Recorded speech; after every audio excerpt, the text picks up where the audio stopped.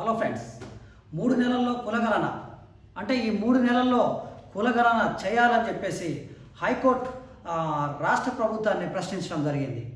అయితే అసలు ఏంది ఈ కథ? బీసీ కులగణన చూసుకున్నట్లయితే కామారెడ్డి డిక్లరేషన్ సభలో బీసీలకు 42% రిజర్వేషన్ కల్పించి సుమారుగా 25,000 మంది బీసీ లీడర్ను తయారు చేసే బాధ్యత తీసుకుంటానని చెప్పేసి రేవంత్ రెడ్డి గారు, ఇప్పుడు ప్రస్తుత ముఖ్యమంత్రి రేవంత్ రెడ్డి గారు ప్రకటించడం జరిగింది. అయితే ఈ 42% రిజర్వేషన్ అమలు అయ్యేనా?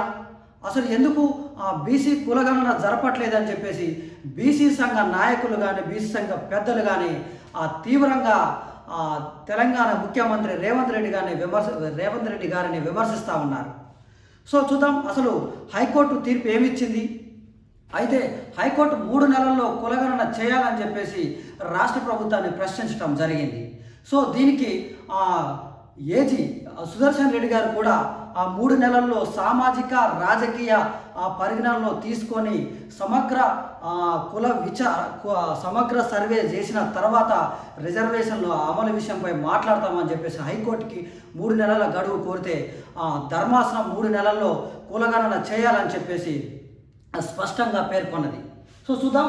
అయితే 3 నెలల్లో కులగణన, సామాజిక ఆర్థిక రాజకీయ వెసులుబాటుతనంపై సమగ్ర సర్వే చేయాలి, పూర్తి చేసి మాకు నివేదిక ఇవ్వండి, రాష్ట్ర ప్రభుత్వానికి హైకోర్టు ఆదేశం.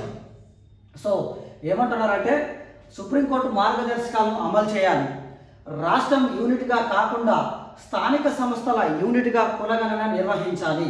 ఇదే సుప్రీంకోర్టు తీర్పులోని అంతర్గతం. సో ఏమైందంటే ఇప్పటి వరకు బీసీలకు అంటే రాజకీయంగా 23% రిజర్వేషన్లే ఉన్నాయి. సో అయితే ఈ ఎట్లా అంటే మనం చూసినట్లయితే వికాస్ కిషన్ రావు గావ్లీ వర్సెస్ మహారాష్ట్ర కేసులో సుప్రీంకోర్టు 27% రిజర్వేషన్ ప్రకటించింది.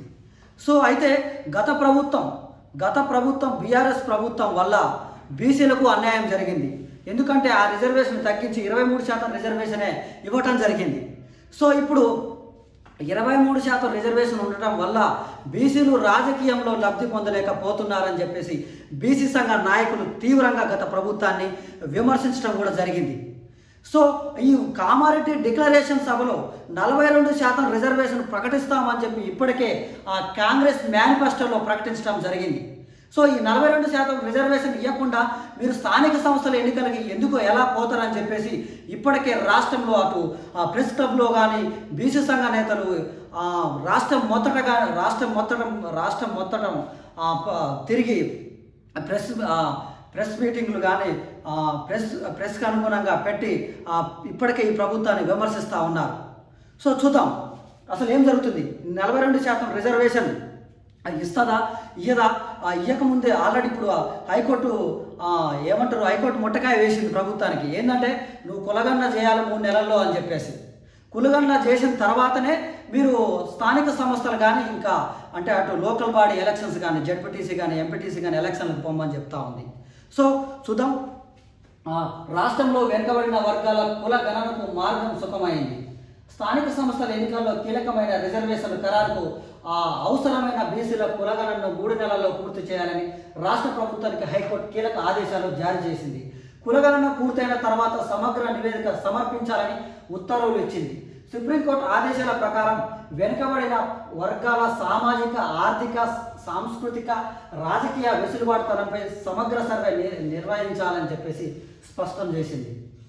సో సర్వోన్నత న్యాయస్థానం మార్గదర్శకాలకు అనుగుణంగా కులగణన జరగాలని హైకోర్టు పేర్కొన్నది. వికాస్ కిషన్ రావు గావ్లీ వర్సెస్ మహారాష్ట్ర కేసులో సుప్రీంకోర్టు ఇచ్చిన ఉత్తర్వుల ప్రకారం బీసీల సమకాలీన అనుభావిక పరిశీలన జరగాలని తెలిపింది. స్థానిక సంస్థల్లో రిజర్వేషన్కు సంబంధించి జిహెచ్ఎంసీ చట్టంలోని సెక్షన్ 5ను సవాల్ చేస్తూ జాజుల శ్రీనివాస్ గౌడ్, దాసు శ్రవణ్ కుమార్, ఎర్ర సత్యనారాయణ ఇతరులు దాఖలు చేసిన వాద్యాన్ని ప్రధాన న్యాయమూర్తి జస్టిస్ అలోక్ అరాధే అదేవిధంగా జస్టిస్ శ్రీనివాసరావుతో కూడిన ధర్మాసనం మంగళవారం విచారణ జరిపింది. సో స్థానిక సంస్థల యూనిట్గా బీసీల రిజర్వేషన్ అమలు చేయాలని, రాష్ట్రం యూనిట్గా కాదని ధర్మాసనం స్పష్టం చేసింది. సో రెండో పేపర్లో చూసినట్లయితే 3 నెలల్లో కులగన్న మంగళవారం నుంచి పూర్తి చేయాలని స్పష్టం చేసింది. గతంలో సుప్రీంకోర్టు ఇచ్చిన ట్రిపుల్ టెస్టింగ్ ఉద్దేశం కూడా ఇదేనని, ఆ కోణంలోనే సర్వే జరగాలని స్పష్టం చేసింది. ప్రభుత్వం తరపున అడ్వకేట్ జనరల్ ఏ సుదర్శన్ రెడ్డి వాదనలు వినిపిస్తూ 2010లో కృష్ణమూర్తి కేసులో వెలువడిన తీర్పు ప్రకారం స్థానిక సంస్థల్లో రిజర్వేషన్ల కల్పనకు ఆర్థిక సామాజిక వెసులుబాటు తనాన్ని పరిగణలోకి తీసుకోవాలని చెప్పారు. వికాస్ కిషన్ రావు గావలి వర్సెస్ మహారాష్ట్ర కేసులో సుప్రీంకోర్టు చెప్పిన తీర్పులని 13వ పేరా ప్రకారం రాష్ట్రం అంతటిని ఒకే యూనిట్గా బీసీ రిజర్వేషన్లు అమలు చేయడానికి వీలులేదని పేర్కొన్నారు. ఆ తీర్పు మేరకే స్థానిక సంస్థల్లో యూనిట్గా తీసుకొని సర్వే చేయాల్సి ఉంటుందని తెలిపారు. ఈ వివరాల రిజర్వేషన్పై నిర్ణయం తీసుకోవాల్సి ఉంటుందని అన్నారు. ఈ ప్రక్రియ పూర్తి కావడానికి 3 నెలల గడువు ఇవ్వాలని ప్రభుత్వ వాదనను పరిగణలోకి తీసుకున్న హైకోర్టు 3 నెలల్లోగా కులగణన నిర్వహించి నివేదిక ఇవ్వాలని ఉత్తర్వులు జారీ చేయడం జరిగింది. సో సుప్రీంకోర్టు అసలు ఏం చెప్పింది? సుప్రీంకోర్టు గతంలో ఒక కేసు విషయంలో అంటే ఏం చెప్పిందో మనం చూద్దాం. వికాస్ కిషన్ రావు గావలి వర్సెస్ మహారాష్ట్ర ప్రభుత్వం కేసులో 2021 మార్చి 4న సుప్రీంకోర్టు ఇచ్చిన తీర్పులోని 13వ పేరాలో మహారాష్ట్ర జిల్లా పరిషత్ పంచాయతీ సమితి చట్టం 1961లో సెక్షన్ 12(2)C ప్రకారం బీసీ రిజర్వేషన్లు 27%గా ఉన్నాయి. చూడు ఈ కథ. అయితే గతంలో ఒక కేసు విషయంలో వెళ్తే మహారాష్ట్ర కేసు అనుకుంటా ఇది. సో అది వికాస్ కిషన్ రావు గావలి వర్సెస్ మహారాష్ట్ర ప్రభుత్వం సుప్రీంకోర్టుకి వెళ్తే 2021 మార్చి 4న సుప్రీంకోర్టు ఇచ్చిన తీర్పు ఏంటంటే మహారాష్ట్ర జిల్లా పరిషత్ పంచాయతీ చట్టం సెక్షన్ 12(2)C బీసీ రిజర్వేషన్లు 27% ఉన్నాయి. సో దీనిని ఏకపరిమితిగా మొత్తం రాష్ట్రాల్లోని స్థానిక సంస్థలకు ఒకే తరహాలో అమలు చేయడం సబబు కాదు.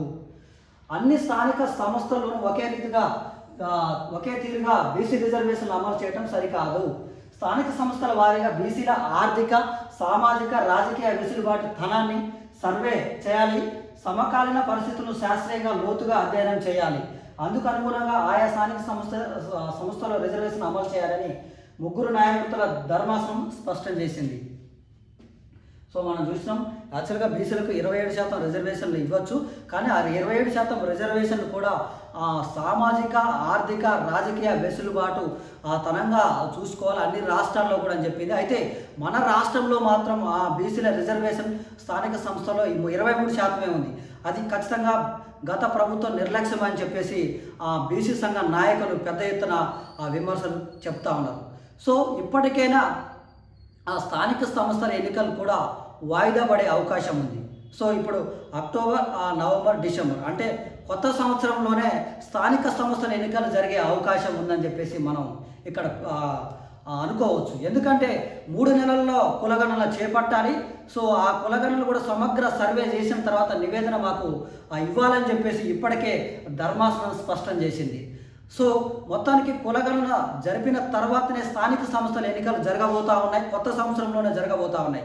సో రేవంత్ రెడ్డి ప్రభుత్వం బీసీలకు కామారెడ్డి డిక్లరేషన్ ప్రకారం బీసీలకు 42% ఇచ్చి సుమారుగా 25,000 మంది బీసీ సంఘ నాయకులను వెలుగులోకి కొత్తగా తీసుకురాబోతుందా లేదా అదే 23% కొనసాగుతుందా?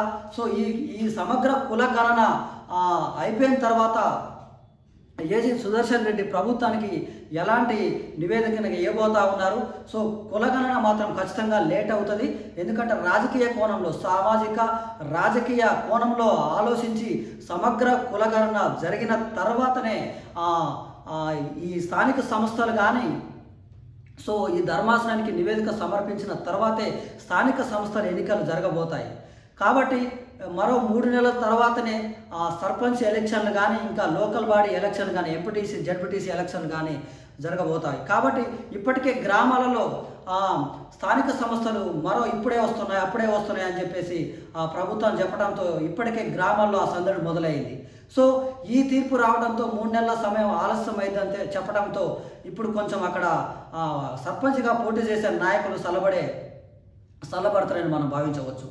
సో మొత్తానికి ఏదైనా 3 నెలల తర్వాతే సమగ్ర కులగణన చేసిన తర్వాతనే సర్పంచ్ ఎలక్షన్లు జరుగుతాయనేది మనకు ఒక కీలకమైన మనకు ఒక స్పష్టంగా తెలిసింది. కాబట్టి సో మొత్తానికైతే 23% రిజర్వేషన్ కొనసాగిస్తారా లేదంటే కామారెడ్డిలో బీసీ కామారెడ్డి డిక్లరేషన్ సభలో బీసీలకు కులగణన చేసి బీసీలకు 42% రిజర్వేషన్ ప్రకటిస్తామని చెప్పేసి ఇప్పటికే ఆల్రెడీ కాంగ్రెస్ మేనిఫెస్టోలో ఉంది కాబట్టి ఆ మాట నిలబెట్టుకుంటుందా లేదా మనం వేచి చూద్దాం. థ్యాంక్ యూ, ధన్యవాదాలు.